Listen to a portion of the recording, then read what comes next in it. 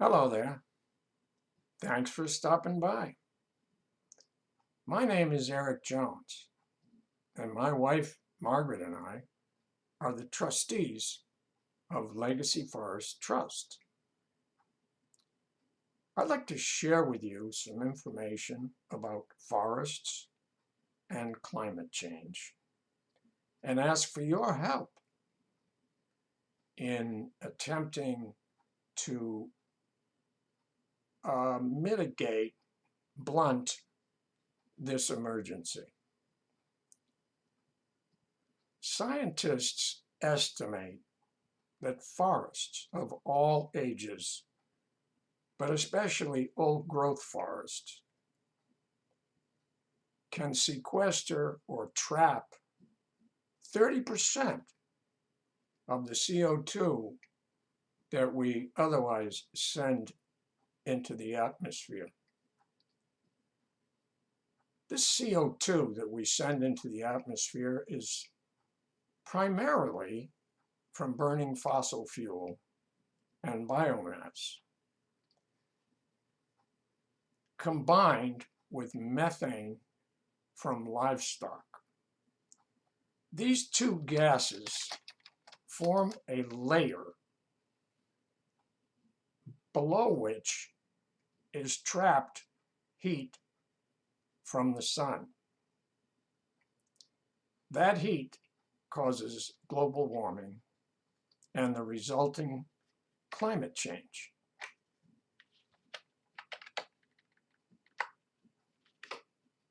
Climate change has and will continue to disrupt and diminish Earth's ability to support life. Life, you know, that's you, that's me, that's our dog, that's our cat, that's all birds, all fish, all wildlife. Our window of time to restore the delicate balance of oxygen and CO2 upon which all life on this earth depends is now less than 10 years. In 2020, scientists estimated we had 10 years. We're now in 2021. And don't look now. We're in March of 2021. Folks, as John Wayne famously said, we're burning daylight. What can we do? Can we do anything? What can we do? Number one, forests must be preserved and expanded to reach that 30% sequestration goal. Of all the proposed solutions to this emergency, forests constitute the fastest, cheapest option.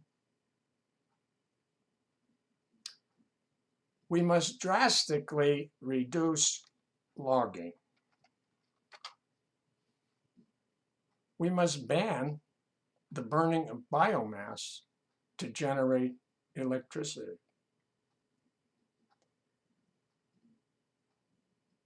It used to be in New England that biomass was the remnants of logging for dimension lumber, which dimension lumber is that which we use to make 2x4s, 4x4s, etc., building material. So biomass was the tops of trees, the branches, the leaves, even the bark. And it still is, but that definition has now been expanded. Why? Why has it been expanded? Because for now hundreds of years, the New England forests have been repeatedly logged and done so in shorter and shorter rotations. What does that mean? A rotation is the time between one logging and another. So what we have in the New England forest is 60% of the trees are too small to cut dimension lumber from.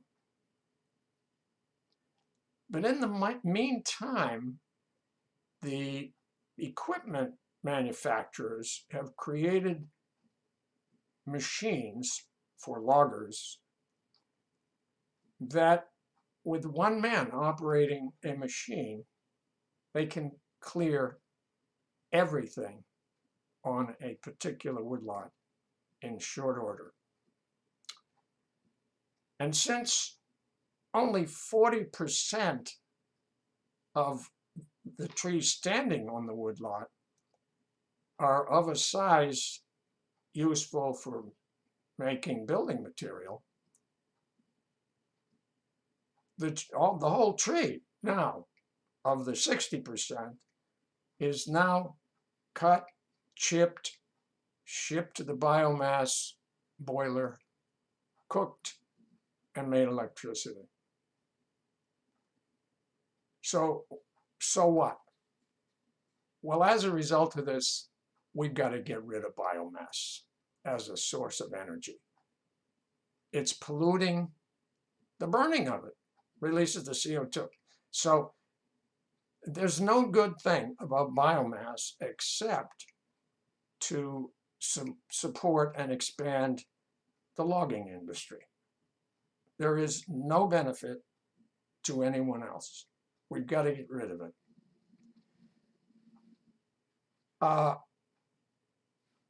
We must, let's say that 60% is not useful for building houses because we don't let it grow long enough. We've got to develop other materials to build houses out of. What might that be? Well, concrete, brick, grass, corn. There are all kinds of ideas out there, but they aren't being developed rapidly enough.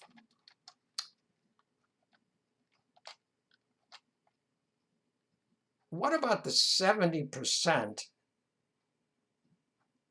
of CO2 that our forests are not capable of sequestering? What are we going to do about that?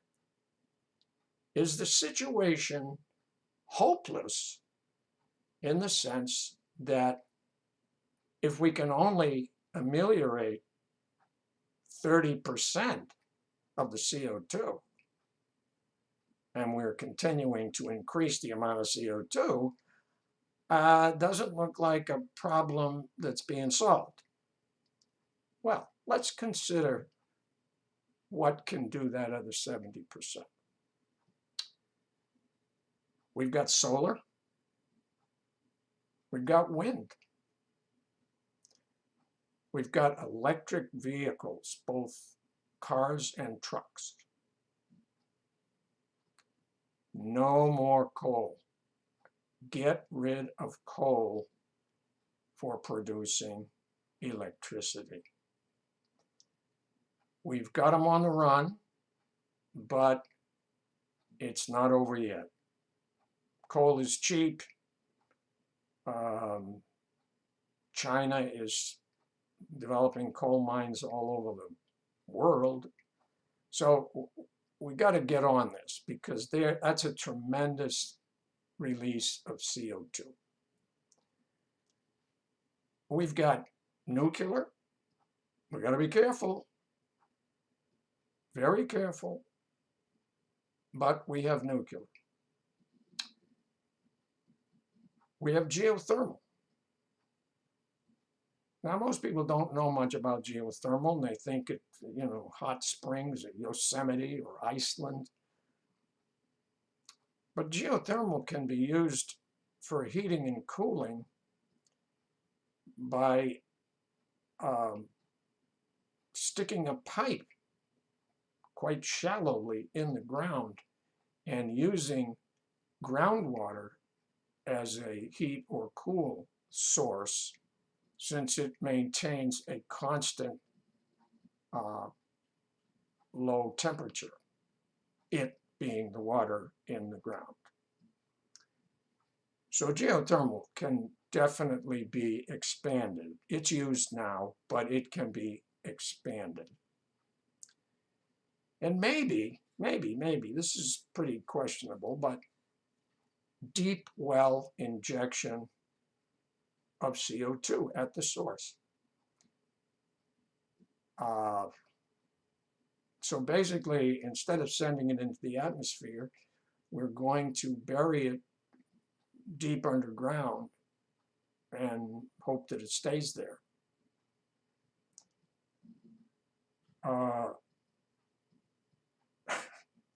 The next option, which is a very tricky one,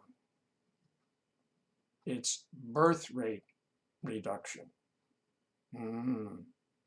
Birth rate reduction. Why? What's important about birth rate reduction? Well, folks, if you understand the basics of how we stay alive, we breathe in oxygen. We breathe out CO2. That CO2 joins the CO2 from burning fossil fuel and biomass and the methane from livestock and adds to the layer trapping the heat causing global warming and climate change. So there's 7.5 billion of us. I got to check my watch. Maybe there's 7.7 billion of us right now. I don't know, but a lot of folks. And we are procreating, especially in the so-called third world. We must get a lid on birth. There is a carrying capacity of anything you can think about. I like to use the analogy of a drive-in movie theater. Those of you old enough to have experienced drive-in movie theaters. There were two ways to charge for drive-in entrance admission. One was per person. People didn't like that. So most drive-ins decided, okay, it's so much a car. Now, people decided, oh, so much a car. Cars were bigger then. So they would put themselves and their children and their neighbors' children and any people that they found on the way to the drive-in would be put in the car. One price. They were all sharing that one price to get into the drive-in. Now, think about that. Even if you packed it with 15 people, at some point, the driver can't see out the windshield. This is a person between him and the windshield. So there was a carrying capacity of that vehicle going to the drive-in. The Earth is no exception to that. There is a balance, an oxygen CO2 balance on the earth that we are exceeding. We are exceeding it by having too many people, and the too many people are doing things that are causing CO2. We've reached the carrying capacity and we've gone beyond it. That's the emergency. That's the crisis. Now, if we continue, and the scientists say if we continue for another 8 point something years, we reach a point where if we then start to do things to change this, it's too late. Somehow the warming and the climate change gets to a point beyond which you can't fix it. We start to die from lack of oxygen. Animals die, but they're already dying. But so it's a very serious situation. Okay, what else can we do? Recycling. We're recycling now.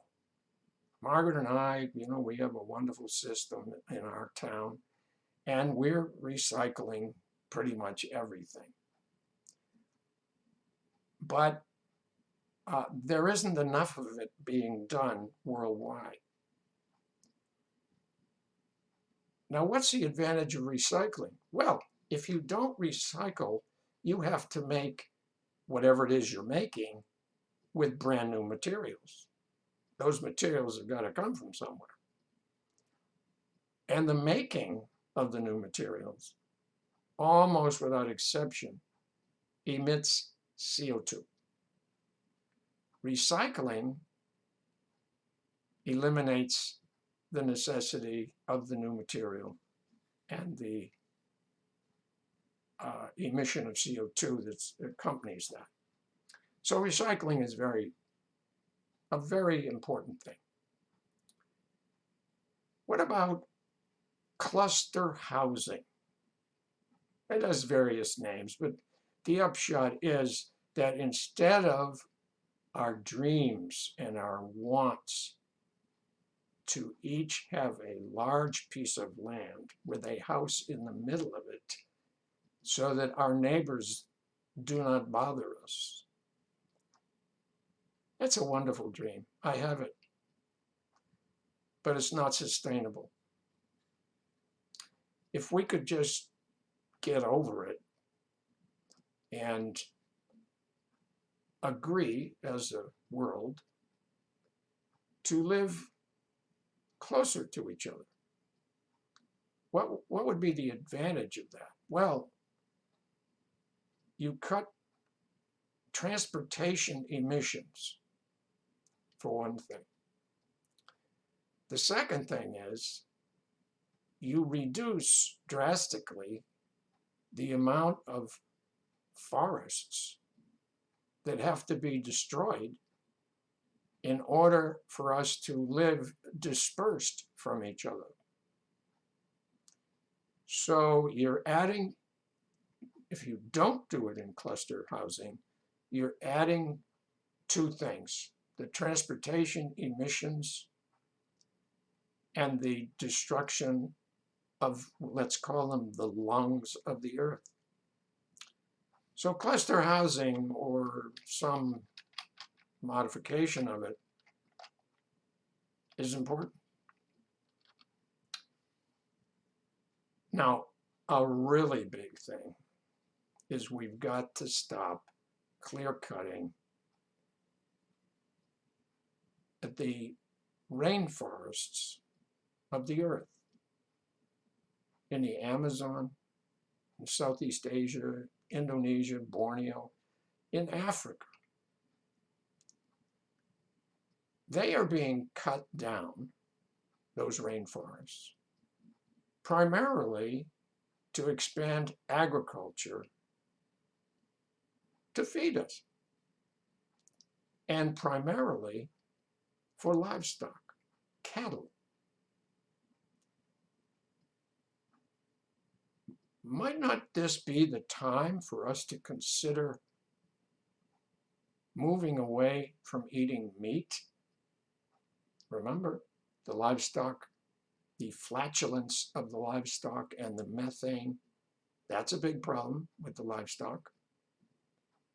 But the second thing is this removal of the lungs of the earth in order to graze livestock, in order to give us meat. So the incentive is strong for us to move away from meat. Margaret, you're not going to die from that. Eventually, we're all going to die. Margaret and I rarely eat meat. We are long in the tooth, we're old, but we exercise and we eat a balanced diet without meat, and we're in good condition. I would say better condition than those around us of our age who do not do that. So I can assure you that you are capable of doing that and living a happy life. I want you to look at the two pictures that I have on this screen. One, the old growth. That is a picture of a forest that couldn't sequester any more CO2. It's maxed out. It's the best we've got. Now the other picture is a picture of a clear cut. And as I have explained about the clear cutting and the machinery and the cost, this is releasing the maximum amount of CO2 into the atmosphere, causing the problem. I want you to look closely at that picture. Now you got these machines, see, that'll chip up everything, leaves, twigs, pine needles. But if you look at that picture, which is very typical of a clear cut, there are whole trees left on the ground. They didn't want those trees. For some reason, they were in a hurry, they didn't want the trees, whatever. But the machinery was such that to get to the trees that they wanted quickly, they had to chop down everything else. And it's left there on the ground. Pretty sorry sight. Now let's get to the part of what Margaret and I would like you to help us do. It's very simple. We want you to plant trees. We want you to plant trees in your yard, in your neighborhood. If that's impossible, donate to an outfit that plants trees. They're all over the place. I'll tell you what we've done. We've been planting trees for 20 years. We've planted 2,000 trees. You say, wow, 2,000 trees. How am I going to plant 2,000 trees? Well, we plant 100 trees every year. We buy those trees at the state nursery. It's not expensive, and it's pretty easy to do. So really, it's one of the things that you can do. It doesn't change your lifestyle. It actually, if it's in your yard, it'll improve your heating, cooling bill with the shade from the trees. It'll probably increase the resale value of your house. So it's a really good thing to do, and it's something everyone can do. If you can include the people in an apartment in a city, they can donate. Okay. So we'd really like some help. We've also purchased and conserved 1,500 wild acres in New England. Those acres will never be logged again. I only wish, and Margaret and I both wish, that we could live long enough to see those 1,500 acres become old growth. We have some old growth on them, but for the most part, they're not old growth. It's New England. There's very little old growth. Okay, I want you to look at the screen at the two final sentences or phrases. One is, really has nothing to do with forest, keep oil in the ground, fossil fuels. But its companion, keep trees in the forest. Now, I am really glad that you dropped by, and I want to thank you for listening to me, and I hope that you're going to help us do something about it. But I want you to have a good day.